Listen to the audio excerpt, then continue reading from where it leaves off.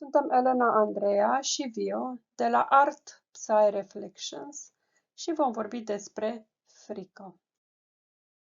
Începem scurta incursiune în lumea fricii, stabilind pentru început cum apare frica.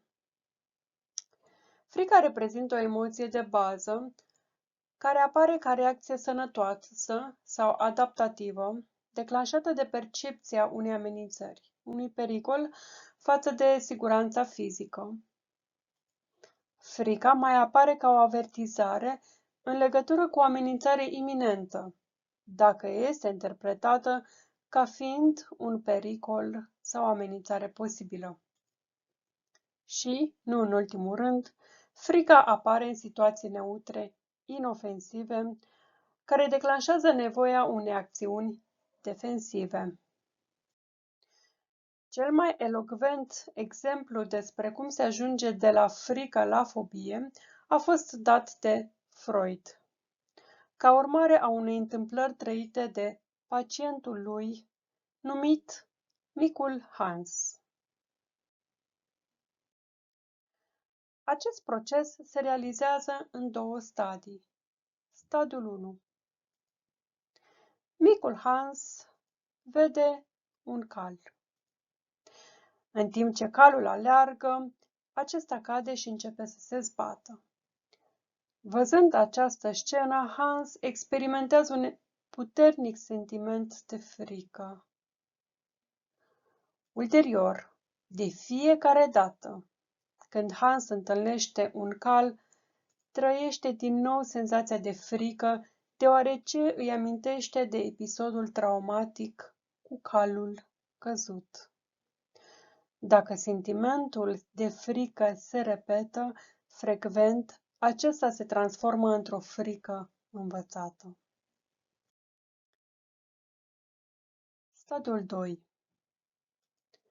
Pentru a evita retrăirea fricii, Hans refuză să mai iasă din casă. Prin evitarea ieșirii, el nu se mai expune situației de a întâlni un cal și, implicit, nu mai experimentează frica. Acest comportament duce la întărirea evitării. În urma acestui mecanism de întărire prin evitare, deși frica se diminuează, se dezvoltă o fobie care se internalizează treptat. Și uite așa, micul nostru Hans a ajuns să aibă fobie de cai. Dar cum a procedat micul Hans de a ajuns la fobie? Procesele cognitive conștiente pot modifica reacțiile de frică. Cercetătorii au demonstrat că oamenii pot să-și stabilească reacțiile de coping, obiectivele și recompensele, fie ele pozitive sau negative, pentru a se liniști singuri, ca urmare a reacției de frică la vederea unui stimul.